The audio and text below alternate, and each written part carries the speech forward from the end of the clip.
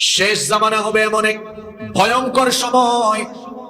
তিরমিজির বর্ণনায় হাদিস এসেছে, আনাস ইবনে মালিক রাদিয়াল্লাহু আনহু এই হাদিসের বর্ণনাকারী সাহাবী, তিনি বলেছেন আল্লাহর নবী বলেছেন, ইয়াতি আলান নাসি জামান আস-সাবিরু ফীহি আলা দীনিহি কাল কাবিদি আলাল জামর। আল্লাহর নবী বলেছেন, খুব শীঘ্রই মানুষের উপরে এমন এক জামানা আবির্ভূত হবে, যেই জামানায় ঈমানের উপরে টিকে থাকা ঠিক ততটাই কঠিন হবে যেমন করে জ্বলন্ত কয়লার উপরে দাঁড়িয়ে থাকা যত কঠিন, ঈমানের উপরে অবিচল থাকা হয়ে যাবে তার চাইতে আরো কঠিন। কেননা সেই সময়টা হবে ফিতনার জামানা। সামনে ফিতনা, পিছনে ফিতনা, ডানে বামে সব দিকে সর্বনাশা। চতুর্মুখী ফিতনায় মানুষ আচ্ছন্ন হয়ে যাবে। ফিতনাময় জামানায় মানুষের অবস্থা এমন হবে, অন্য হাদিসে আল্লাহর নবী বলেছেন, আল্লাহর হাবিব বলেছেন, ইউসবিহুর রাজুলু মুমিনা ওয়া ইউমসি কাফিরা। সকালবেলা মানুষ মুমিন থাকবে, কিন্তু ফিতনায় পড়ে সন্ধ্যাবেলায় মানুষগুলো কাফির হয়ে যাবে। আল্লাহর নবী বলেছেন, ওয়া ইউসবিহু ওয়া ইউমসি মুমিনা ওয়া ইউমসি কাফির ওয়া ইউসবিহু কাফিরা।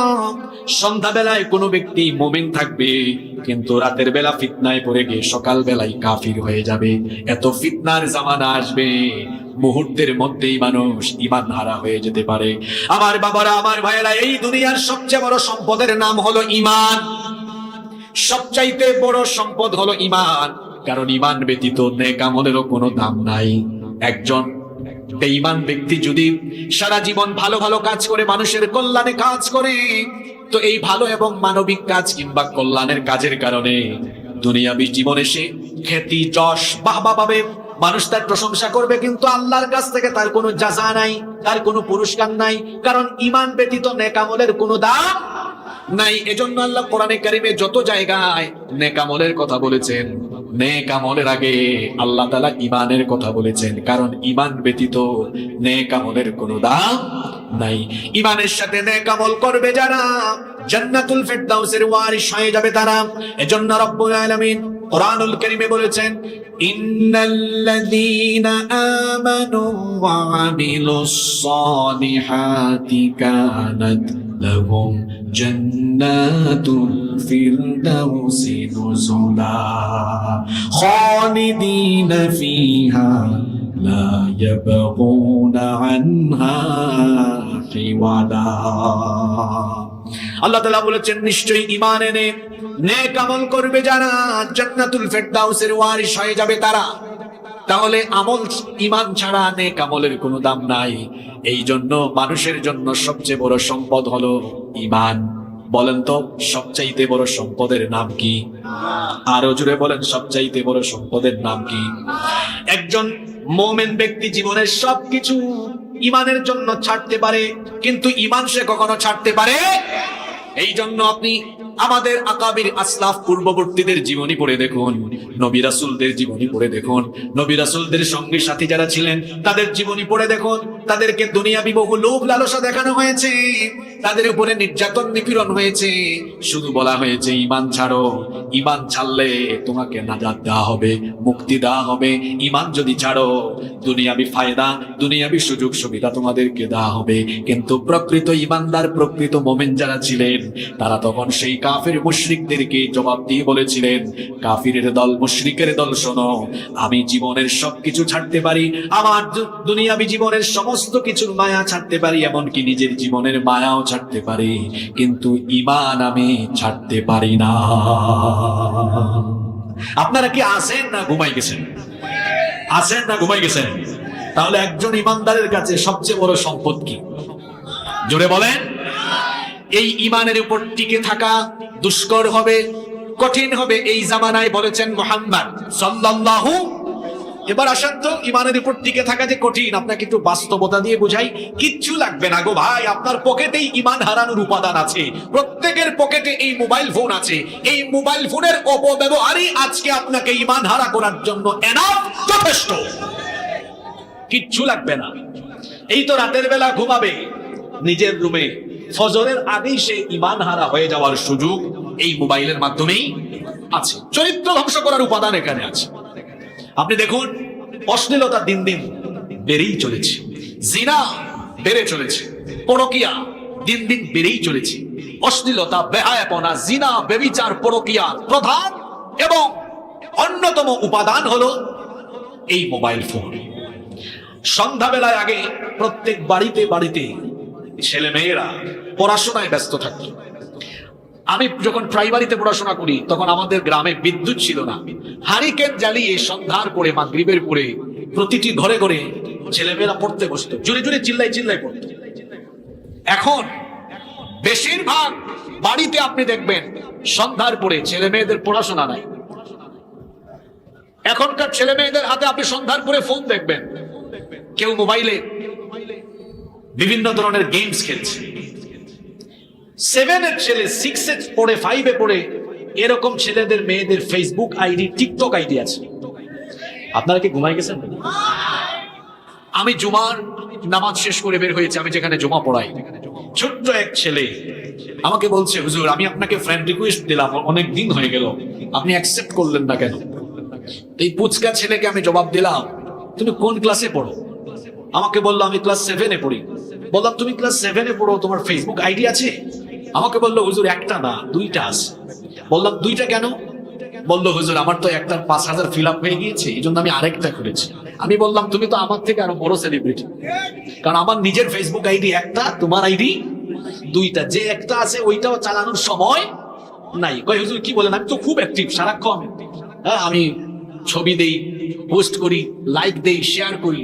আমি বললাম মেসেঞ্জারে কি আর কিছু করো? এখন আর কিছু বলে না। স্কুলে কলেজে ছেলেমেয়েরা পড়ছে, মোবাইল ফোন এটা বহন করা কি খুব কঠিন? জবাব দেন না কেন আপনারা? এটা কি খুব ভারী জিনিস? এটা খুব ভারী জিনিস। কত? 100 গ্রাম, 120 গ্রাম, 150 গ্রাম হবে, এর চেয়ে বেশি হবে এর ওয়েট? 100-150 গ্রামের মোবাইল।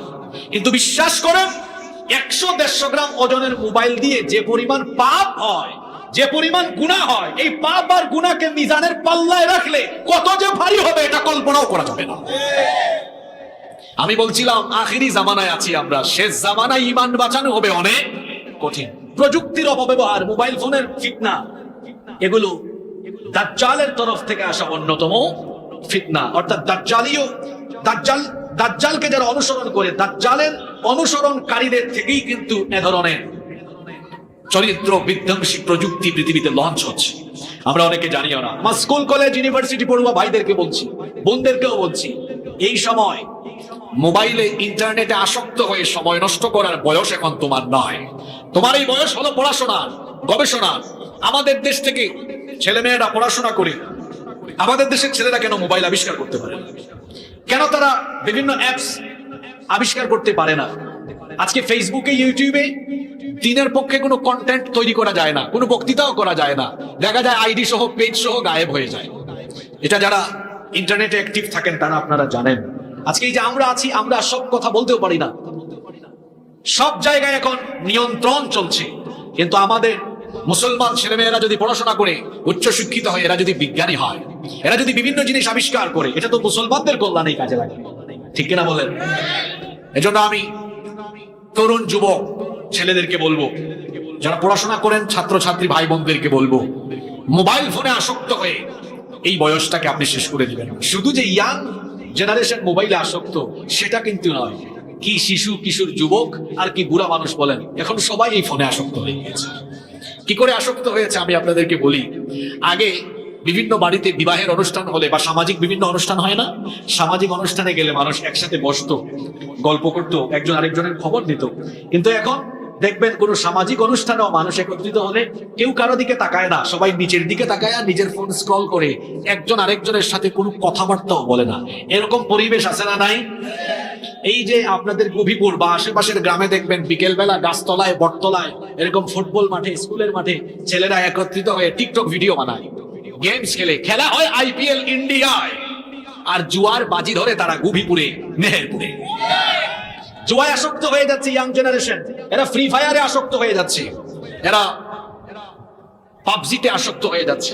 তথ্য প্রযুক্তির অপব্যবহারে নিজেদেরকে তারা ধ্বংস করে দিচ্ছে। আমার ইয়াং জেনারেশনকে আমি বলবো, ভাইয়েরা আমার, এই মোবাইল আগেই তো বলেছি এটার ওয়েট খুব, কথা বলেন, ওয়েট খুব, ওজন খুব কম, কিন্তু যে পাপগুলো করো এটা দিয়ে, এই পাপের ওজন অনেক। আবার মোবাইল দিয়ে গোপনে গুনাহ হয় বেশি, মোবাইল দিয়ে গোপনে গুনাহ হয় বেশি, প্রকাশ্যে গুনাহ হয় কম, গোপনে গুনাহ হচ্ছে বেশি। যারা নীরবে নিভৃতে একাকী গুনাহ করেন, আল্লাহকে ভয় করুন। আল্লাহর নবীর একটা হাদিস আপনাদেরকে শোনাই।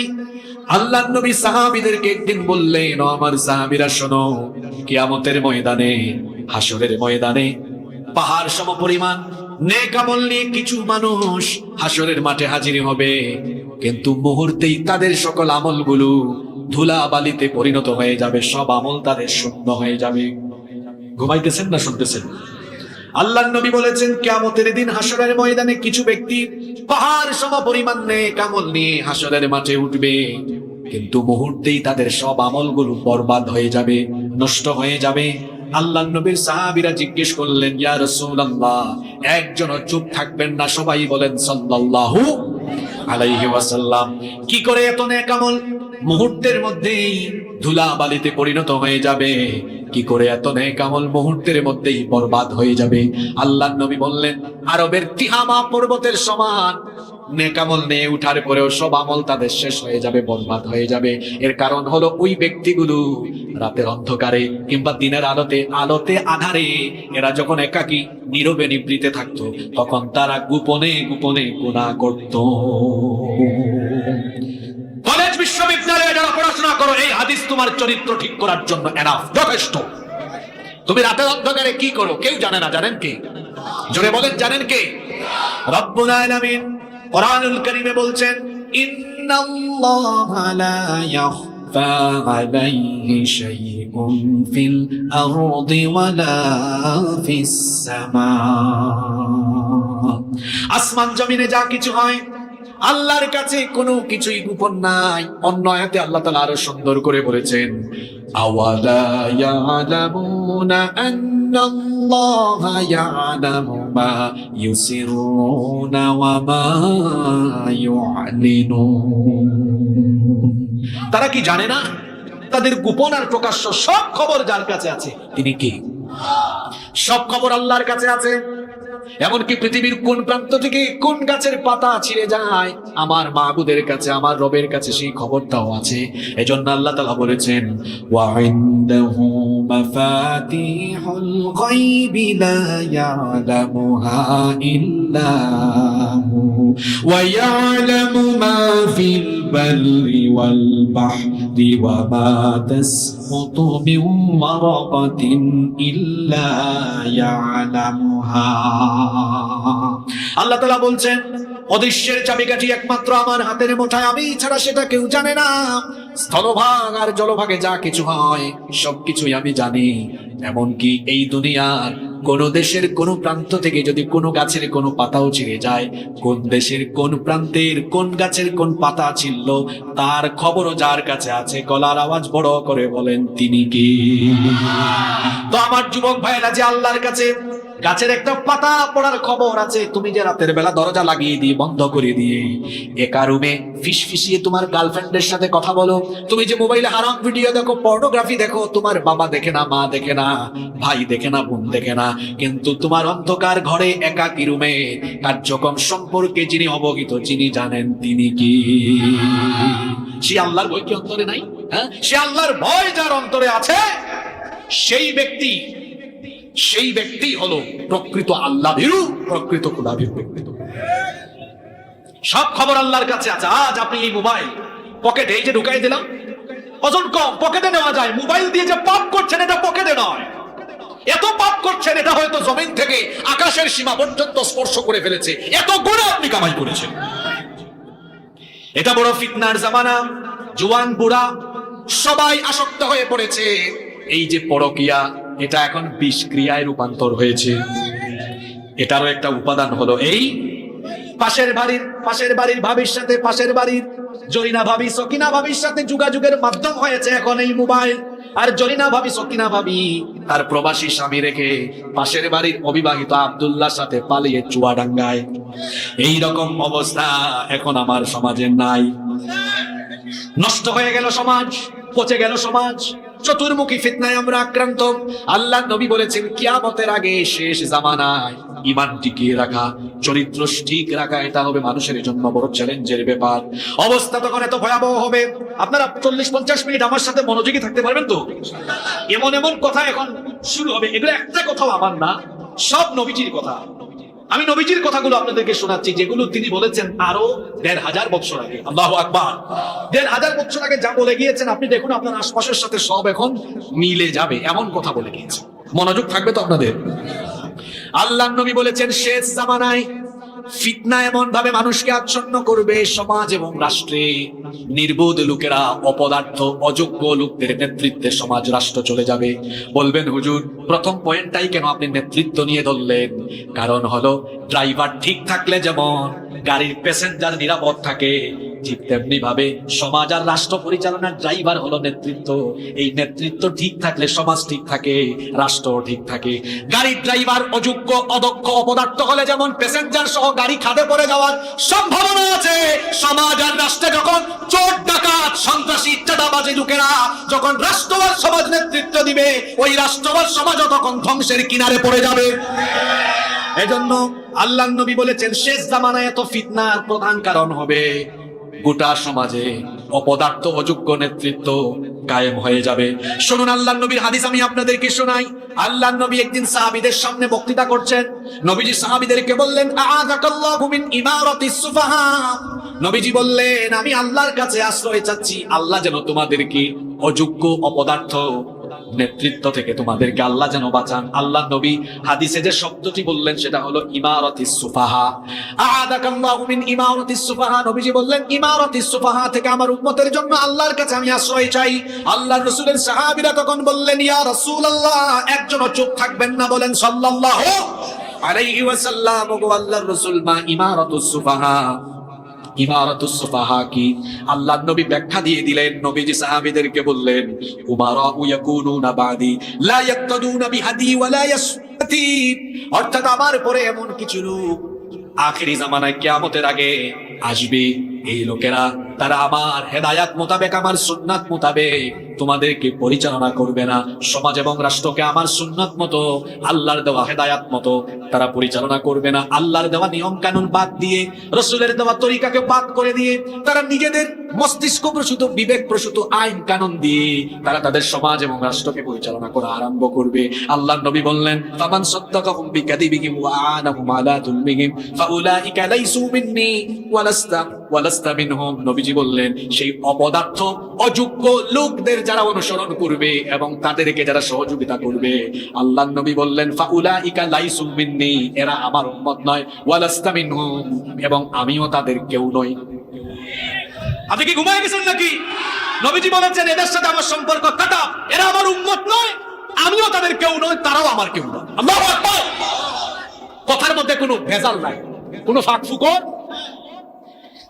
এই মাঠে বসে আপনি আজকে সিদ্ধান্ত নিন আপনি কিভাবে চলবেন, কিভাবে চলা দরকার, কিভাবে আপনার জীবন চালানো দরকার, সিদ্ধান্ত নিন আজকে। আল্লাহর নবী আরো বলেছেন আখেরি জামানা হবে জুলুমতন্ত্রের জামানা। আল্লাহর নবী বলেছেন ইন্না হাদাল আমর বাদা'a নবুওয়াতান ওয়া রাহমাহ। নবীজি বলেছেন ইসলাম সূচনা হয়েছে নবুয়ত দিয়ে, আর নবুয়তের যুগকে নবীজি বলেছেন রহমতের যুগ। পড়েন সুবহানাল্লাহ। নবীজি বলেছেন ইসলামের স্টার্টিং হয়েছে নবুয়ত দিয়ে, আর নবুয়তের সূচনা হয়েছে, আর নবুয়তের যুগটা হলো রহমতের যুগ। নবুয়তের যুগকে নবীজি বলেছেন রহমতের যুগ। আল্লাহ নবী বলেছেন সুম্মা ইয়াকুনু খিলাফাতান ওয়া রাহমা, এরপরে নবুয়তের যুগের পরে আসবে খিলাফতের যুগ।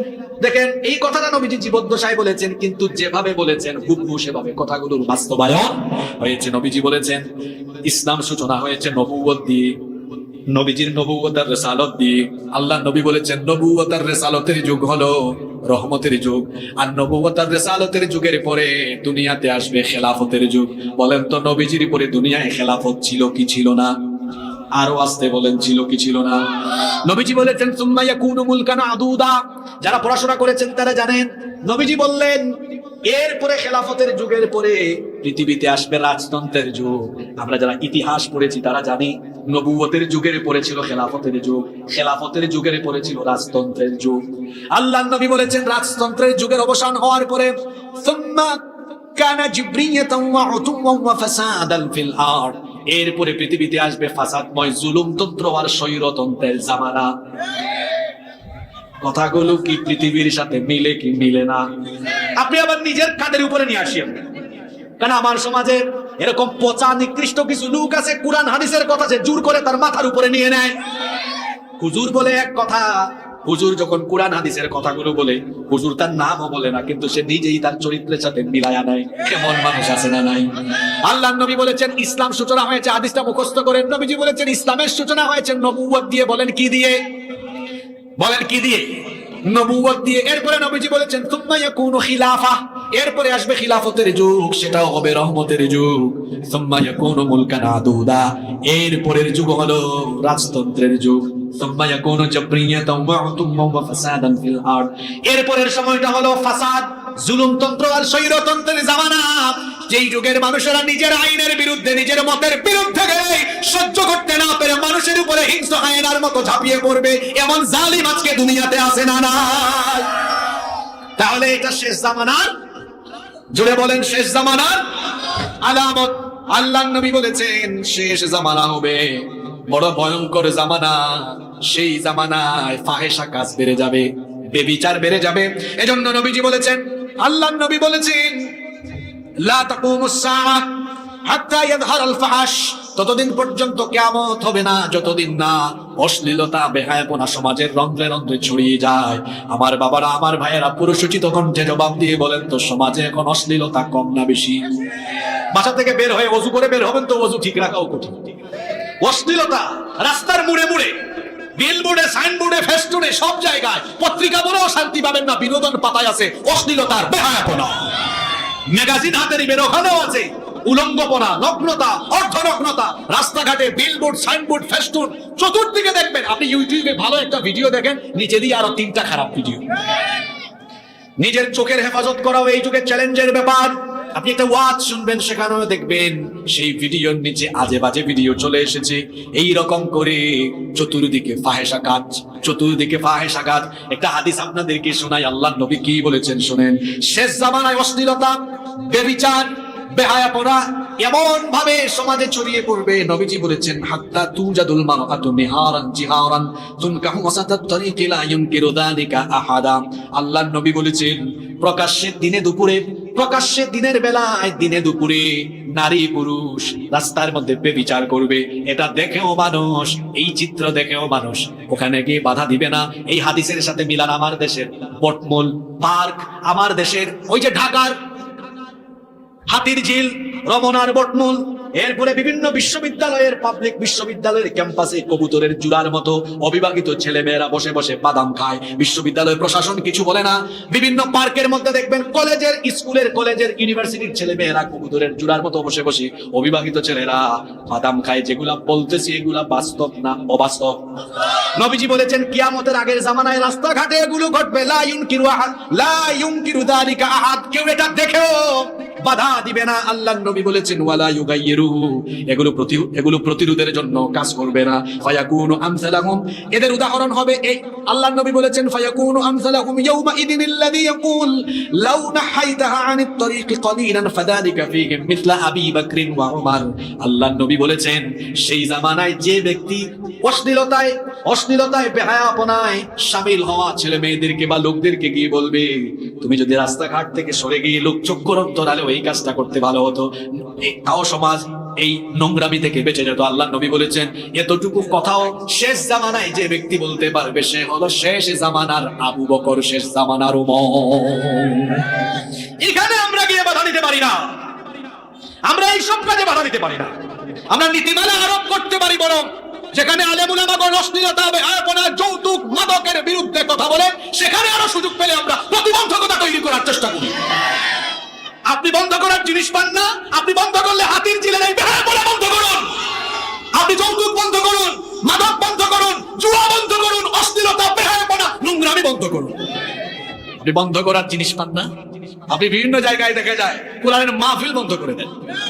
বরং আপনার উচিত ছিল আপনার বলা, কমিটিকে বলা, কোন হুজুরকে দাওয়াত দিয়েছো, ওই হুজুরের ফোন নাম্বার দাও, হুজুরের সাথে আমি যোগাযোগ করি, পারলে দেখা করি, আমার এলাকায় জুয়া বেশি, আমার এলাকায় সুদ বেশি, যৌতুক বেশি, হুজুরকে একটু নোট দেই, তিনি যেন তার আলোচনার ভেতরে 20-30 মিনিট এগুলো নিয়েও কথা বলে। আপনার উচিত ছিল এভাবে সহযোগিতা করা, না করে গান বাজনা এবং অমুসলিম ভাই বোনদের প্রোগ্রামে উল্টা প্রোটেকশন, আর সংখ্যাগরিষ্ঠ মুসলমানের দেশে মুসলমানদেরকে অবাধ দিন চর্চায় আপনি বাধা বিপত্তি সৃষ্টি করবেন। এটা তো আসলে এদেশের মানুষের আবেগ অনুভূতির সাথে মিলে না, ঠিক কিনা? এদেশে যত অমুসলিম বসবাস করেন তাদেরকে রাষ্ট্রীয়ভাবে নিরাপত্তা দেওয়া রাষ্ট্রের দায়িত্ব, এবং সংখ্যাধিক্য যেহেতু এদেশে মুসলমানদের উচিত হলো অমুসলিমদেরকে শ্রদ্ধা করা, ভালোবাসা, তাদের সাথে সুন্দর সম্পর্ক রাখা, সাম্প্রদায়িক দাঙ্গা যেন আমাদের মধ্যে লেগে না যায়। কারণ ইসলাম কখনো অন্য ধর্মকে গালিগালাজ করা, অন্য ধর্মের ভাই বোনদেরকে নিয়ে ঠাট্টা করা, উপহাস করা, অন্য ধর্মের দেবতাদেরকে গালি দেওয়া, এই শিক্ষা ইসলাম কোনোদিনও আমাদেরকে দেয় না। বরং অমুসলিম যারা, ভিন্ন ধর্মাবলম্বী যারা, তাদেরকে তাদের ধর্মীয় অধিকার, নাগরিক অধিকার সেগুলো নিশ্চিত করা, এটি মুসলমান রাষ্ট্রপ্রধান থাকলে তারও দায়িত্ব, প্রতিটি মুসলমানেরও দায়িত্ব হলো অমুসলিমরা যেন তাদের কাছে নিরাপদ থাকে। এটা আমরা করি। এ ধরনের পরামত সহিষ্ণুতা একমাত্র পৃথিবীর মুসলমানদের কাছে আছে। আপনি পৃথিবীর ইতিহাস পড়ে দেখুন, পৃথিবীতে মুসলমানরা হচ্ছে সবচেয়ে পরামত সহিষ্ণু জাতি। এই ভারতীয় উপমহাদেশকে মুসলমানরা শাসন করেছে সুদীর্ঘ 800 বছর। ভারতে গেলে আপনারা সুন্দর সুন্দর যা কিছু দেখেন, এই আগ্রার তাজমহল, কুতুব মিনার, শীষ মিনার, দিল্লির শাহী জুমা মসজিদ সহ ভারতবর্ষের সুন্দর সুন্দর সব স্থাপনা মুসলমানদের হাতে গড়ে, সব মুসলমানরা করেছে।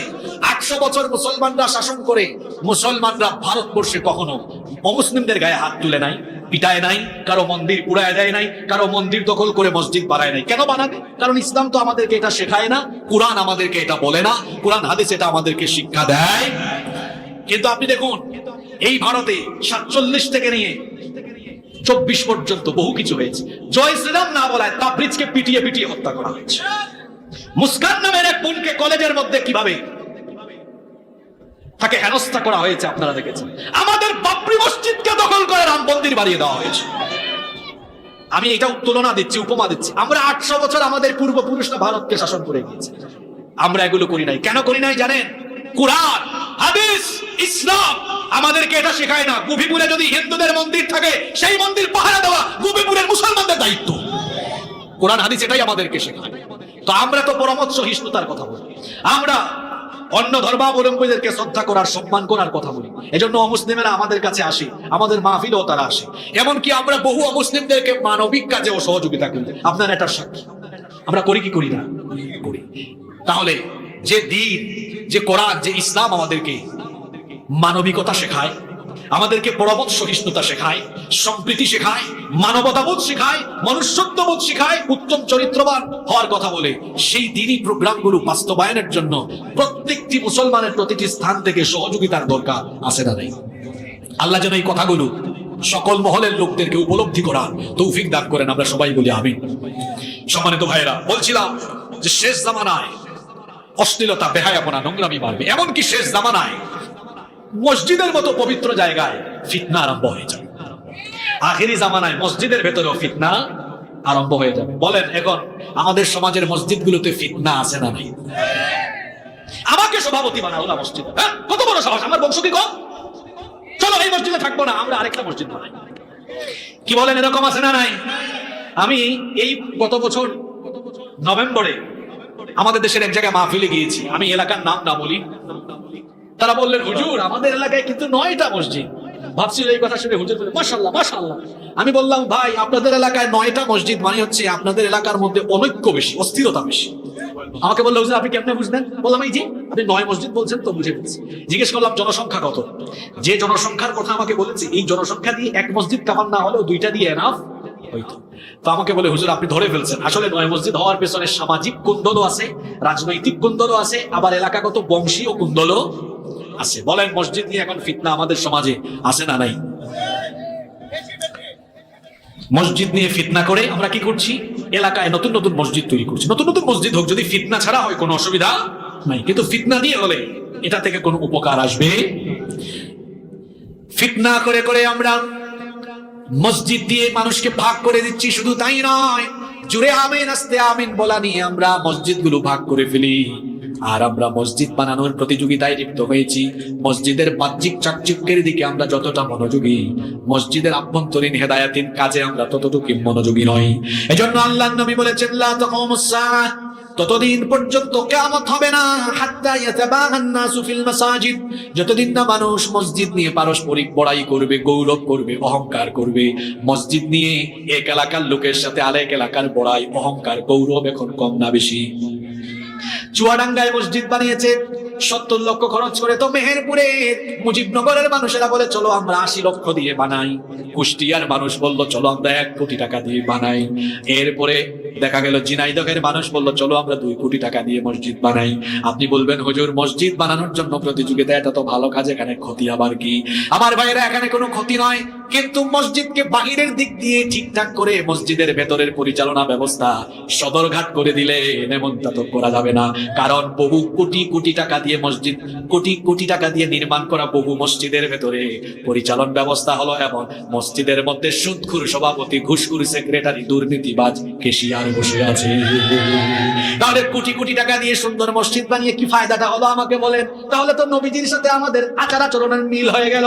কেননা নবীজি বলেছেন, ইন্না মিন আলামাতিস সাআহ উলুউন আহলুল ফিসকি ফিল মাসাজিদ। আল্লাহর নবী বলেছেন, ততদিন আল্লাহর নবী বলেছেন কিয়ামতের একটা আলামত হলো, কিয়ামতের আগে আখিরি জামানায় সুন্দর সুন্দর মসজিদের ভেতরে পাপী তাপী ফাসেক ফুজ্জার ব্যক্তিদের গলার আওয়াজ বড় হয়ে যাবে।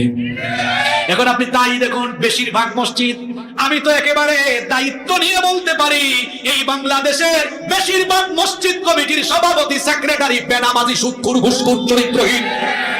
এই জন্য ওই মসজিদগুলোর ইমাম, মসজিদগুলোর খতিবের সাথেও সুন্দর আচরণ হয় না। ওই মসজিদগুলোর মিম্বর থেকেও সত্য কথা উচ্চারিত হয়। কারণ জুমাবারে কি বক্তৃতা হবে সভাপতি ঠিক করে দেয়, হুজুর এটা বলেন, এটা বলেন, ওইটা বলিয়েন না। সভাপতির ঘরের সভাপতি, সেক্রেটারির ঘরের সেক্রেটারি, হুজুর কি বলবে তুই ঠিক করে দেওয়ার কে? তুই ঠিক করে দেওয়ার কে? তুই কুরআন হাদিস কতটুকু পড়েছিস? ঠিক কি না? তোর আউযুবিল্লাহ বিসমিল্লাহ পড়তে গেলে তোর ভুল হবে 20টা। আর যেই লোক 25 বছর 30 বছর তাফসীর হাদিস পড়ে এসেছে, তাকে তুই ঠিক করে দিস কোনটা বলবে কোনটা বলবে না। এটা ঠিক করে দিতে হবে পড়াশোনা করে, ওই জায়গায় গিয়ে তারপরে ঠিক করে দেয়। এরকম আছে না নাই? বেয়াদবিটা গোটা সমাজ পরিপূর্ণ হয়ে গেছে। চিন্তা করেছেন? এমনকি মাহফিলগুলোতে বড় বড় আলেমদেরকে দাওয়াত করে, জাহেলরা আলেমদেরকে গাইডলাইন করে এটা বলবেন এইটা বলবে না। জাহেল, তুমি কাকে ইনস্ট্রাকশন দিচ্ছ? ওই হুজুর কুরআন হাদিস 20 বছর 25 বছর পরে এই চেয়ারে বসেছে। তুমি সূরা ফাতিহা পড়তে গেলে তোমার ভুল হবে 30টা। তুমি বুখারীর উস্তাদকে বলো এইটা বলবেন ওইটা বলবেন। কথা বাস্তব না অবাস্তব? মাদ্রাসায় বুখারী পড়িয়েছে 30 বছর, সেই উস্তাদকে বসায়া তার মতো জাহেল বলে এইটা বলবেন ওইটা বলিয়েন না। ওই উস্তাদের, বুখারীর উস্তাদের পায়ের জুতার যে বালু আছে, বালু বহন করার যোগ্যতাও তো তোমার নেই। বেয়াদবে গোটা সমাজটা ভরে যাচ্ছে, ঠিক কিনা বলেন? কথাবার্তা, চাল চলন, আচার আচরণে বিনয়ের প্রকাশ হওয়া, এটা ভালো মানুষের আলামত। আল্লাহর নবী বলেছেন, আখিরি জামানায় কিয়ামতের আগে সুন্দর সুন্দর ওই মসজিদগুলোর ভেতরে পাপী তাপীদের, ফাসিকদের গলার আওয়াজ বড় হয়ে যাবে। ইমাম খতিবের গলার আওয়াজ ছোট, পদের গলার আওয়াজ বড়। এজন্য দেখা যায় এই রকম অপদার্থ লোকদের ব্যবস্থাপনায় পরিচালিত মসজিদ থেকে সত্য কথা উচ্চারিত হয় না। এক মসজিদে হুজুর নতুন ইমামতিতে ঢুকলেন, শুক্রবার জুমার দিনে তিনি বয়ান আরম্ভ করলেন। তিনি সুদের খুতবা আরম্ভ করলেন, সুদ নিয়ে আলোচনা করছেন। কিছুক্ষণ পর তার মতো কাশি দিছেন। খতিব সাহেব, ইমাম সাহেব বিচক্ষণ ব্যক্তি ছিলেন, তিনি বুঝে ফেলেছেন, বুঝছি ওয়াজ আমার কমন পড়ে গিয়েছে। সঙ্গে সঙ্গে ঘুষের ওয়াজ আরম্ভ করলেন। কিছুক্ষণ পর সেক্রেটারি কাশি দিয়েছে, হুজুর বুঝলেন এখানে দেখতেছি ঘুষের ওয়াজ ও কমন। সাথে সাথে তিনি চলে গেলেন অন্য বিষয়ে, টপিক চেঞ্জ করে তিনি আলোচনা আরম্ভ করলেন। এবার তিনি আলোচনায় চলে গেলেন চাঁদাবাজি আর দুর্নীতি নিয়ে। কিছুক্ষণ পরে কেশিয়ার সাহেব কাশি মেরে দিয়েছে। হুজুর বলেন এটাও কমন পড়ে গেছে। ঘড়ির দিকে তাকায় দেখে 1:15। হুজুর বলেন আজকের আলোচনা এখানেই শেষ। ওয়াহিদ দাওয়ানা আনিল হামদুলিল্লাহি রাব্বিল আলামিন। এইরকম সুযোগ সুবিধাবাদী ইমামও কিন্তু আমার সমাজে আছে, যারা সুদখোর, ঘুষখোর, চাঁদাবাজ, দুর্নীতিবাজ, সভাপতি, সেক্রেটারি আর কেশিয়ারের ভয়ে চাকরি বাঁচাবার ধান্দায় রাসূলুল্লাহর পবিত্র মিম্বরে বসে সত্য কথা বলতে পারে না। যে ব্যক্তি মসজিদের মিম্বরে বসে সত্য কথা বলতে পারে না, তার উচিত হলো ইমামতির মতো, খতিবের মতো এত বড় পবিত্র দায়িত্ব ছেড়ে দিয়ে মাটি কেটে ভাত খাওয়া, অন্য চাকরি করা, ব্যবসা করে ভাত খাওয়া, রাসূলুল্লাহর পবিত্র মিম্বরে বসতে কোন চাঁদাবাজ, টেন্ডারবাজ, দুর্নীতিবাজকে ভয় করে সত্য কথা গোপন করা যাবে না। এক মসজিদ চলে যাবে, অন্য মসজিদ আসবে। বাংলাদেশ থেকে বের হয়ে যাবে, অন্য দেশে তার জায়গা হয়ে যাবে। রিজিকের ফয়সালা করেন কে? জোরে বলেন, রিজিকের ফয়সালা করেন কে? আল্লাহর নবী বলেছেন আখিরি জামানায় মসজিদগুলো কেমন হবে শোনো।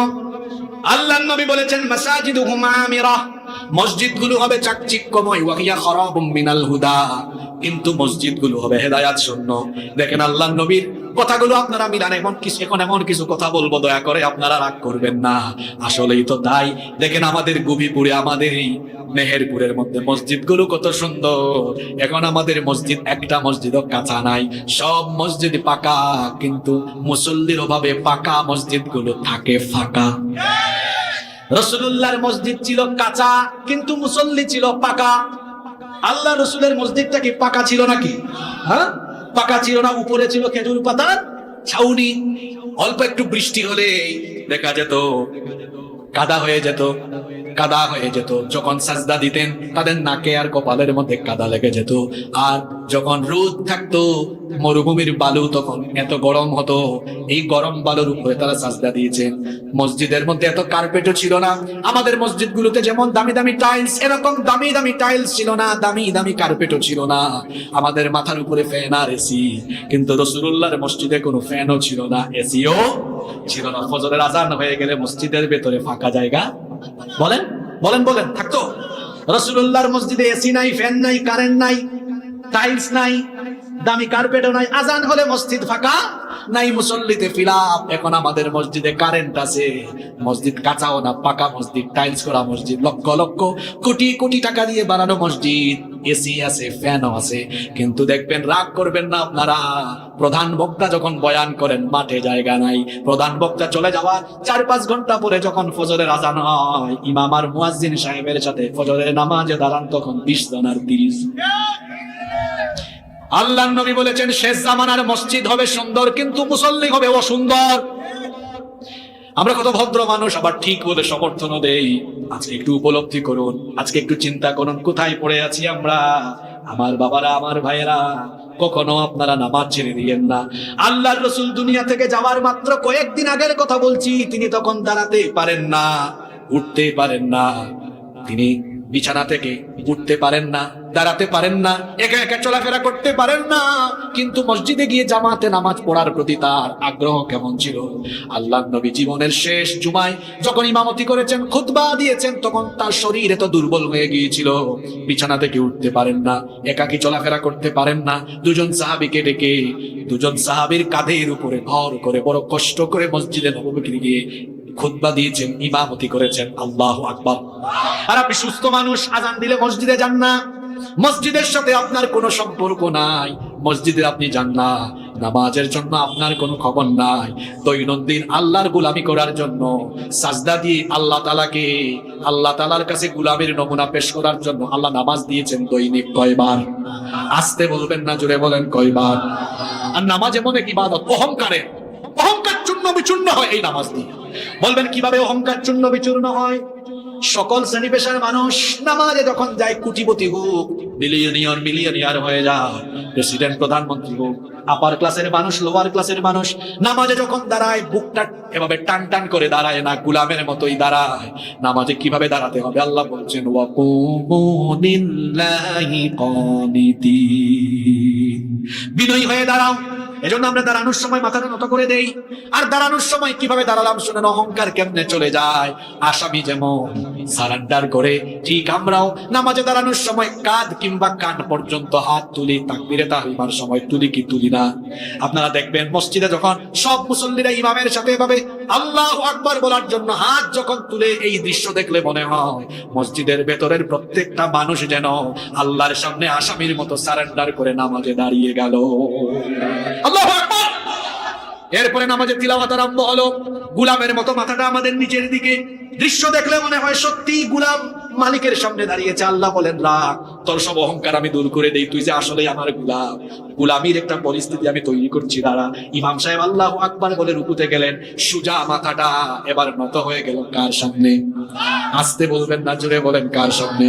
সুজা মাথাগুলো নত হয়ে গেল, গোলামরা এবার মালিকের সামনে নত হয়ে গেল। আল্লাহ বললেন না, আরো নত করাচ্ছি না, তুই যে গোলামের ঘরের গোলাম, এটা একেবারে সুন্দর করে এর নজির আমি দেখাই। রুকু থেকে উঠানোর পরে ইমাম সাহেব আল্লাহু আকবার বলে যখন মুসল্লিদেরকে নিয়ে যখন তিনি সাজদায় চলে যান, আমাদের হাত, হাঁটু, নাক, কপাল, মাথাটা নত করে দিয়ে আল্লাহর কুদরতি চরণে সাজদা দিয়ে এমন ভাবে আমরা মাটিতে লুটিয়ে পড়ি, দৃশ্য দেখলে মনে হয় যেন গোলাম এবার তার মালিকের সামনে মাথাটা নত করে দিয়ে একেবারে এতিম হয়ে গোলামের পরিচয় নিয়ে আল্লাহর সামনে হাজির হয়েছে।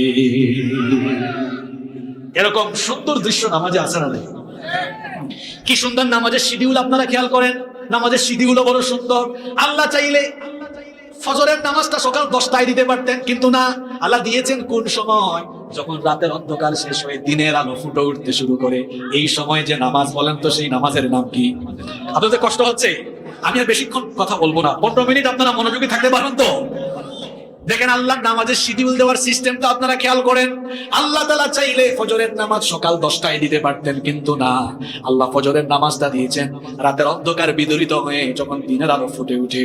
অর্থাৎ আল্লাহ তাআলা চান এমন একটা সময় হোক, সেটা গ্রীষ্মকাল বা শীতকাল, এই সময়ে কিন্তু ঘুম থেকে উঠতে পারা এটা বড় চ্যালেঞ্জের ব্যাপার। যেমন এখন গ্রীষ্মকাল, গরমের কাল, দেখবেন রাত 2টা-3টা পর্যন্ত এত গরম লাগে, কিন্তু 3টা-4টার পরে যাদের ঘরে এসি নাই তাদের কথা বলছি, এসিতে যারা ঘুমায় তারা তো এগুলা বুঝে না, কিন্তু আমরা যারা গরিব মানুষ, আমরা যারা নন এসি ঘরে থাকি, আমরা বুঝি। 3টা-4টার সময় দেখবে ঘরের মধ্যে এক ধরনের আরাম ভাব আছে না নাই? কি বলেন, আরাম লাগে না ফজরের টাইমে? আবার শীতকালে দেখবেন এই সময় বিছানা ছেড়ে উঠতে পারা চ্যালেঞ্জ, দেখবেন ওই সময়টাতে আরো বেশি শীত লাগে, মনে চায় আরো বেশি ঘুমাই। গ্রীষ্মকাল হোক, শীতকাল হোক, বর্ষাকাল হোক, এই সময়ে ঘুমের থেকে উঠতে পারা চ্যালেঞ্জের ব্যাপার। আর ঘুম থেকে উঠে ফজরের নামাজ পড়াতে এমনি চ্যালেঞ্জের ব্যাপার, কারণ নবীজি বলেছেন মানুষ যখন রাতের বেলা ঘুমাতে যায়, আমাদের সবচেয়ে বড় দুশমন, তার নাম কি? জোরে বলেন। এই শয়তানের বয়স আমাদের চেয়ে কম না বেশি? বুদ্ধি কম না বেশি? বয়সও বেশি, বুদ্ধিও বেশি। আল্লাহর নবী বলেছেন যখন মানুষ ঘুমাতে যায়, শয়তান তখন মানুষের ঘাড়ের মধ্যে এসে 3টা গিরো লাগায়। আপনারা গিরো বলেন, গিরা বলেন না গিট্ট বলেন? গিরা। 3টা গিরা লাগায়, আর 3টা গিরা দেওয়ার সময় 3টা মন্ত্র পড়ে ফু দেয়। সে বলে রাত অনেক লম্বা, তুই আরাম করে ঘুমা। ঘুমাতেই থাকে। ফজরের টাইমে শয়তান এসে বলে উঠিস না, কারণ শয়তান যদি আপনাকে নামাজ থেকে দূরে রাখতে পারে, শয়তানের লাভ না লস? জোরে বলেন। শয়তান ওয়াদা করে এসেছে আপনাকে নামাজ থেকে, দিন থেকে, ইসলাম থেকে, আল্লাহর পথ থেকে দূরে রাখবে। সেই কাহিনীটা আপনাদেরকে শোনাচ্ছি। আদমকে সাজদা না দেওয়ার কারণে আল্লাহ যখন ইবলিসকে জান্নাত থেকে বের করে দিলেন, তখন ইবলিস আল্লাহ তাআলাকে বলেছিল, আল্লাহ সূরা আরাফের মধ্যে এই কাহিনী তুলে দিয়েছেন, সে তখন বলেছিল ইন্নাকা মিনাল সে তখন বলেছিল আনযুরনি ইলা ইয়াউমি ইউবআসুন, আমাকে তুমি কিয়ামত দিবস পর্যন্ত হায়াত দাও, অবকাশ দাও। আল্লাহ তাআলা তখন তাকে বলেছিলেন ইন্নাকা মিনাল মুনযারিন, তোমাকে অবকাশ প্রাপ্তদের অন্তর্ভুক্ত করে দেওয়া হলো। ইবলিস এবার এই সুযোগ পেয়ে আল্লাহর সাথে ওয়াদা করলো। সে তখন বলেছিল, শুনেন কি বলেছিল, সুম্মা লাআতিয়ান্নাহুম মিন বাইনি আইদিহিম ওয়া মিন খালফিহিম ওয়া আন আইমানিহিম ওয়া আন শামাইলিহিম ওয়া লা তাজিদু আকসারাহুম শাকিরিন। ইবলিস বলেছিল যে আদমের কারণে তুমি আজ আমাকে জান্নাত থেকে বের করে দিলে, এই আদম এবং আদমের বংশধরদেরকে আমি এমন ভাবে প্রতারণার জাল বিস্তার করে ধোঁকা দিব, আমি এদেরকে সামন দিক থেকে, পিছন দিক থেকে, ডান দিক থেকে, বাম দিক থেকে, চতুর্মুখী প্রতারণার জাল বিস্তার করে আমি এদেরকে তোমার হুকুম অমান্য করার জন্য আমি এদের মধ্যে কাজ চালিয়ে যাব।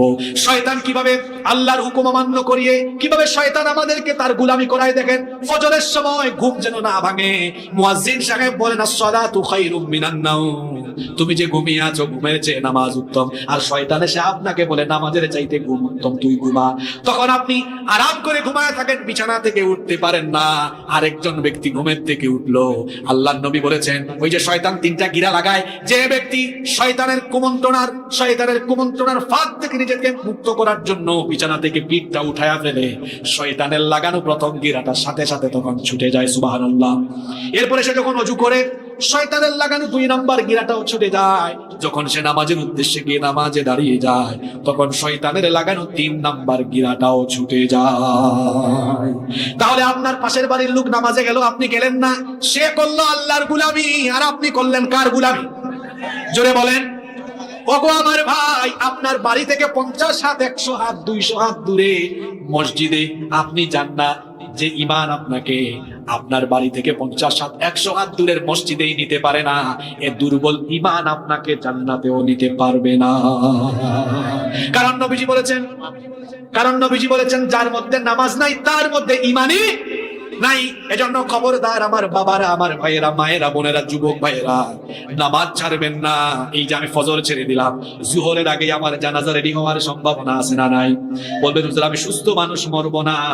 সরকারি স্কুল কলেজ বন্ধ করে দিলেন প্রচন্ড গরমের জন্য, 7 দিন বন্ধ ছিল। এরপরে যখন স্কুল খুললো, পত্রিকা আপনারা দেখেছেন, প্রথম দিনেই হিট স্ট্রোক করে অনেক স্কুলের শিক্ষক শিক্ষিকা ছাত্রছাত্রী মারা গিয়েছে, ঠিক কিনা? আগামীকাল যে হিট স্ট্রোক করে আপনি মারা যাবেন না, এর কি কোনো নিশ্চয়তা আছে নাকি? তো ফজর কাজা করে দিলেন, জোহরের আগে গুবিপুলের মাঠে জানাজা হওয়ার সম্ভাবনা আছে না নাই? কেমন করে ঘুমাও তুমি, কেমন করে ঘুমাও তুমি, ফজর করে কাজা, এমন তো হতে পারে জোহরে জানাজা। কি বলেন, হতে পারে কি পারে? ওগো আমার ভাই, কিভাবে ফজর কাজা করবে? এরপরে জোহর নাই, আসর নাই, মাগরিব নাই, এশা নাই। আমার দেশে কিছু নামাজি আছে শুধু জুমার নামাজ, অবশ্য আপনাদের গভীরপুরে এ ধরনের মানুষ নেই, শুধু জুমায় তারা আসে। এদের ব্যাপারে আল্লাহ কি বলেছেন? সূরা হুমাযা আপনাদের মুখস্থ আছে, পড়েন আমার সঙ্গে। ফাওয়াইলুল লিল মুসাল্লিনাল্লাযীনা হুম আন সালাতিহিম সাহুন।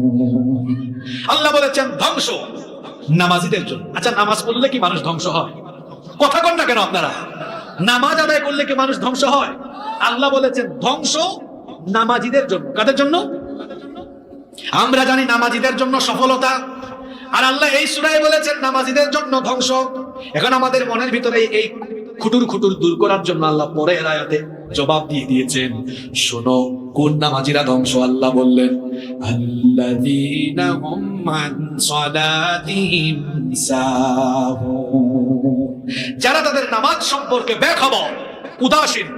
তাফসীর ইবনে কাসির, তাফসীরে তাবারি, তাফসীরে কুরতুবী সহ বেশিরভাগ তাফসীরে মুফাসসিরগণ এই আয়াতের ব্যাখ্যা করেছেন। তারা বলেছেন কোন সকল নামাজীরা নামাজের ব্যাপারে বেখবর? এরা হলো ওই নামাজীরা যারা নিয়মিত নামাজ আদায় করে না, মন চাইলে আসে, মন চাইলে আসে না, 2 ওয়াক্ত 3 ওয়াক্ত আসে, সপ্তাহে আসে। আমার দেশে তো কত জাতের নামাজি আছে, আমার দেশে কয়েক ধরনের নামাজি পাওয়া যায়। সাপ্তাহিক, যারা শুধু জুমার দিনে আসে। 2 নাম্বার হলো মাসিক, এরা শুধু রমজান মাস 1 মাস নামাজ আদায় করে। 3 নাম্বার হলো সিজনাল নামাজি, শুধু শবে বরাত, শবে কদরের রাতে এদেরকে মসজিদে পাওয়া যায়। এমন মানুষ আছে না নাই? 4 নাম্বার বার্ষিক নামাজি, শুধুমাত্র 2 ঈদের নামাজে দেখা যায়। 5 নাম্বার হলো জানাজার নামাজি, জানাজার নামাজ মিস করে না, কারণ ফজরের নামাজের আগে বক্তৃতা করার সুযোগ নাই, কিন্তু জানাজার নামাজের আগে বক্তৃতা করার সুযোগ আছে। এরকম কিছু জানাজার নামাজিও আছে। এই 5 প্রকার নামাজি ধ্বংস। যারা সাপ্তাহিক নামাজি, মাসিক, এরপরে সিজনাল, বার্ষিক আর জানাজা, অর্থাৎ যারা মাঝে মাঝে নামাজে আসে, আল্লাহ বললেন এদের জন্য ধ্বংস। আমরা আল্লাহর কাছে প্রশ্ন করলাম, আল্লাহ তাহলে কারা সফল? আপনি আমাদেরকে জবাব দেন। আল্লাহ কোরআনে সূরা মুমিনুনে জবাব দিয়ে দিলেন, ওয়াল্লাযীনা হুম আলা সালাওয়াতিহিম ইউহাফিযুন উলাইকা হুমুল ওয়ারিসুনাল্লাযীনা ইয়ারিসুনাল ফিরদাউসা হুম ফিহা খালিদুন।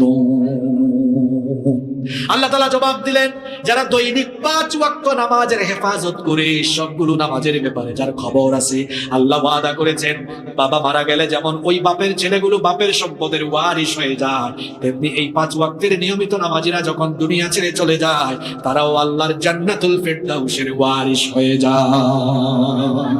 এখন বুঝে শুনে জবাব দেন তো বাবারা, আপনারা কি অনিয়মিত নামাজি হবেন না নিয়মিত পাক্কা নামাজি হবেন? আজ থেকে নামাজ ছাড়বো না, এই ওয়াদা কি এই মাঠে বসে করা যায়? কারা কারা রাজি নাই হাত তুলেন। মাশাআল্লাহ, মনোযোগ আছে, মাশাআল্লাহ, না মনোযোগ আছে। 2-3 জন হাত উঠাইতে চাইছিল, নামায় ফেলছে। আল্লাহ আমাদের সবাইকে 5 ওয়াক্তের নামাজি বানিয়ে দেন। মা বোনদেরকে বলছি, মায়েরা বোনেরা, নামাজ কখনো ছাড়বেন। কোন পয়েন্টে ছিলাম মনে আছে তো? নবীজি বলেছেন আখিরি জামানার কথা, মাসাজিদুহুম আমিরা, মসজিদ সুন্দর, ওয়া হিয়া খারাবুম মিনাল হুদা, কিন্তু মসজিদ হেদায়েত শূন্য। আল্লাহ নবী বলেছেন মসজিদে ঢুকে দেখবা নামাজি নামাজি। আমরা কি ওই ধরনের অভিশপ্ত মুসল্লি হব, অভিশপ্ত ব্যক্তি হব? তাহলে নামাজ ঠিক করে ফেলবো, পারবো তো আমরা ইনশাআল্লাহ। সবচেয়ে বড় আমল, ইসলামের সবচেয়ে বড় আমলের নাম কি? জোরে বলেন। ঈমানের পরে কি? ইসলামের সবচেয়ে বড় ইবাদত হলো নামাজ। ঈমান আনার পরেই আপনার জন্য দায়িত্ব হলো নামাজ আদায় করা, 5 ওয়াক্তের নামাজ ঠিক করা। নবীজি বলেছেন, মান তারাকাস সালাতা মুতাআম্মিদান ফাকাদ কাফারা, যে ব্যক্তি ইচ্ছে করে নামাজ ছেড়ে দিল সে যেন আল্লাহর সাথে কুফরি করলো। খবরদার, খবরদার আমার ভাইরা, নামাজ ছাড়বেন না। মসজিদের সাথে সম্পর্ক করেন, আজান হলেই মসজিদে যান। রাজুলুন কলবুহু মুআল্লাকুন ফিল মাসাজিদ, মসজিদের সাথে যে ব্যক্তির অন্তরের সম্পর্ক আছে, হাদিসে এসেছে নবীজি বলেছেন ওই ব্যক্তিকে আরশে আজিমের ছায়ায় যিনি জায়গা দিবেন তিনি কি? শুধু মসজিদে আসলে হবে না, ঘরের মহিলাদেরকেও ঠিকঠাক রাখতে হবে। আমার দেশের অনেক মসজিদের সামনের কাতারের নামাজি আছে যাদের ঘরের মহিলারা ঠিক নাই, এদের ঘরের মহিলারা বেপরদায় থাকে। কি বলেন, আছেন এরকম? কথা বলেন, আছে? শুনেন, ইমাম আহমদ বিন হাম্বল রাহিমাহুল্লাহ তার মুসনাদের ভেতরে হাদিস বর্ণনা করেছেন। তিনি বলেছেন, আল্লাহর হাবিব বলেছেন, সায়াকুনু ফি আখিরি উম্মতি রিজালুন ইয়ারকাবুনা আলা সুরুজিন কাশবাগিল নিহাল।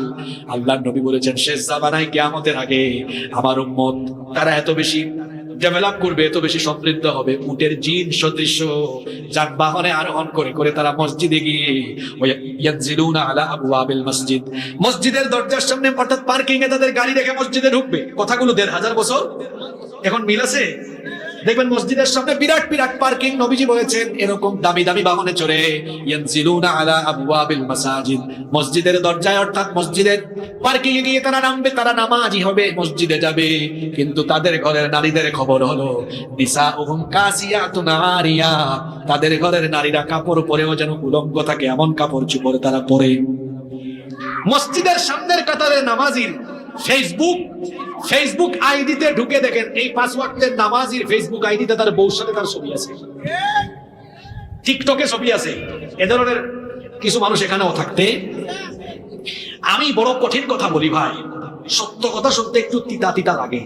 এখানে যারা আমার সামনে বসা, যারা নিজের ওয়াইফের ফটো ফেসবুকে দিয়েছেন, আপনি বড় রুচিহীন মানুষ, আপনার মধ্যে রুচি বলতে কিচ্ছু নাই। কারণ আপনার বউয়ের চোখ, নাক, ঠোঁট, তার অঙ্গ প্রত্যঙ্গ পরপুরুষ দেখে, আর এগুলো দেখে দেখে আজে বাজে কমেন্টস করে। আপনি যখন আপনার ওয়াইফ নিয়ে এভাবে অর্ধ উলঙ্গ কাপড় পরে যান বা ছবি আপলোড করেন, তখন এক ভাই কমেন্টস করে, উফ ভাবিকে হ্যাপি লাগতেছে, বলে কি বলে না?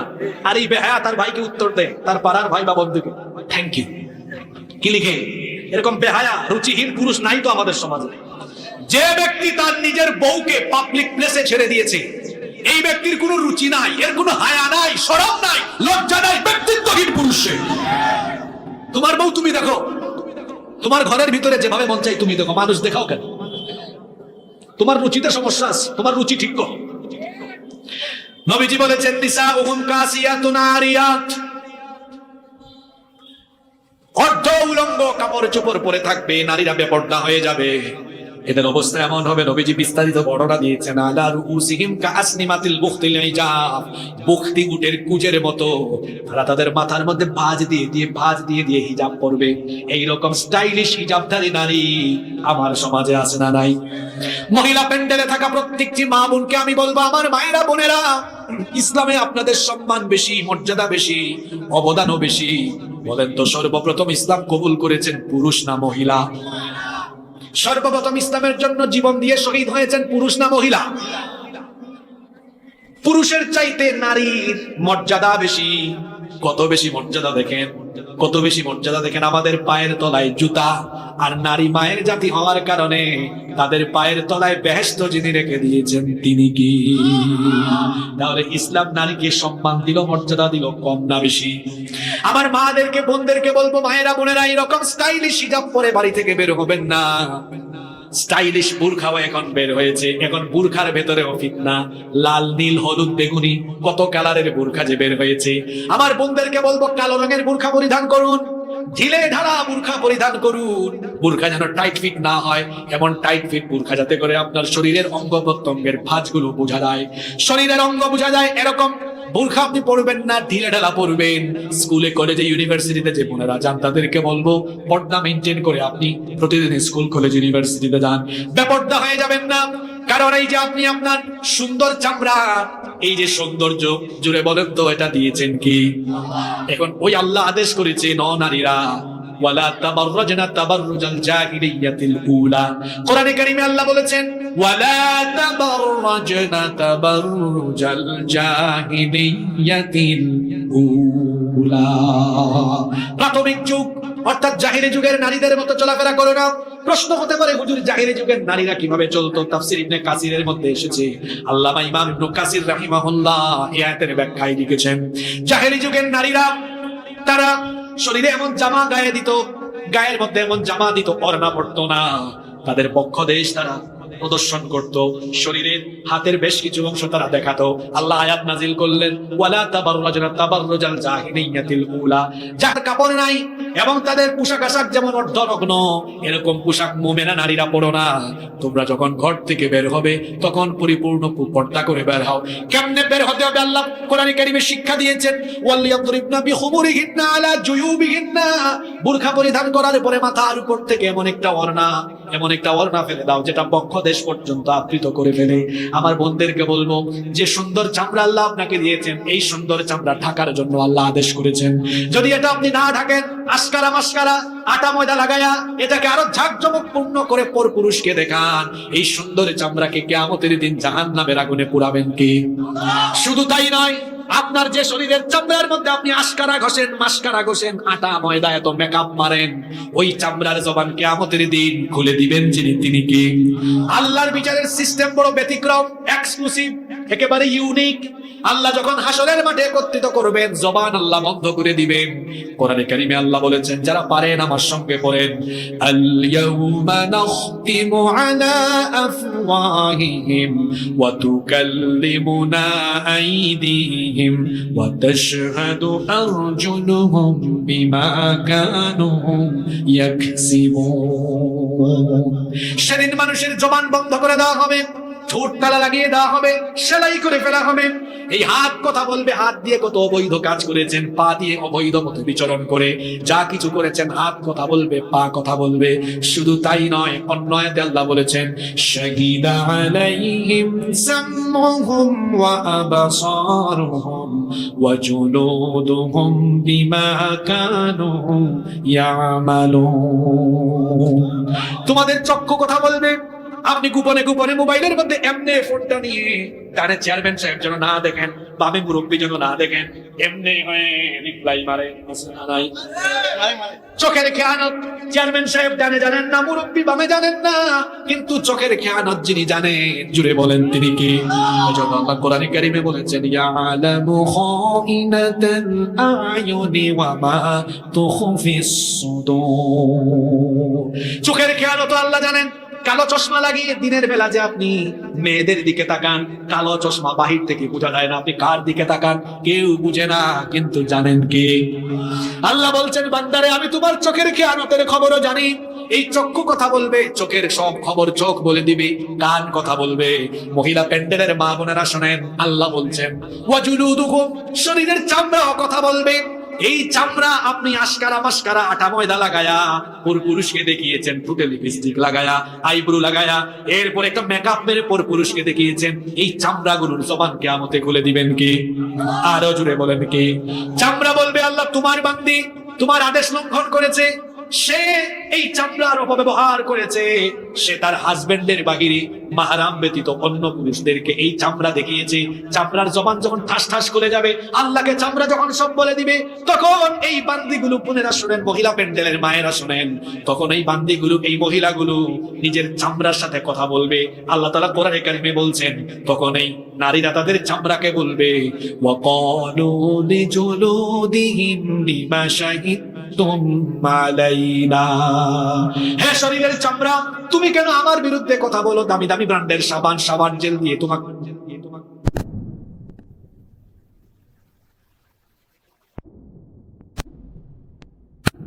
বিরুদ্ধে কথা বলো, সাক্ষী দাও।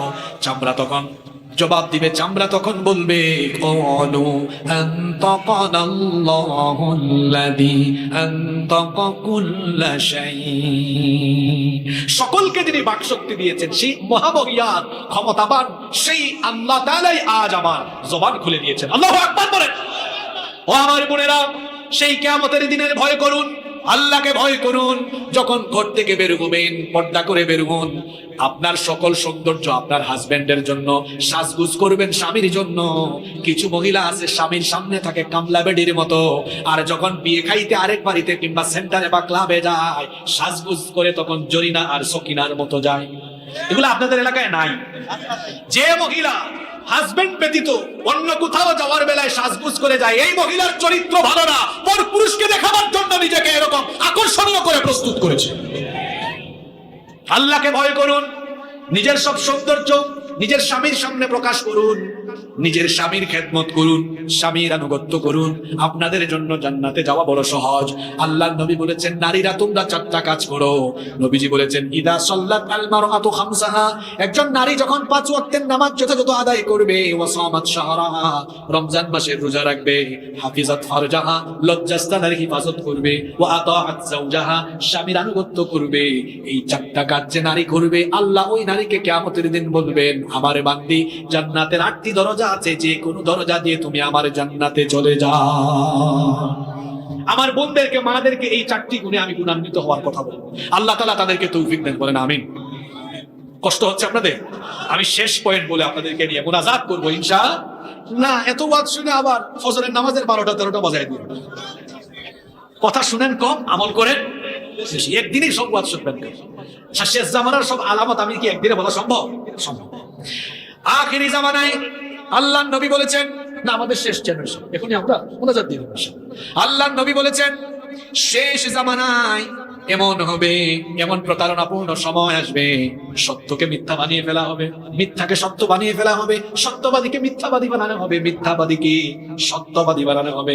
এমন নজির এখন পৃথিবীতে নাই। আল্লাহর নবী বলেছেন, সায়াতি আলান নাসি সানাওয়াতুন হাত্তা ইউসাদ্দাকু ফিহাল কাযিব ওয়া ইউকাযযাবু ফিহা সাদিক।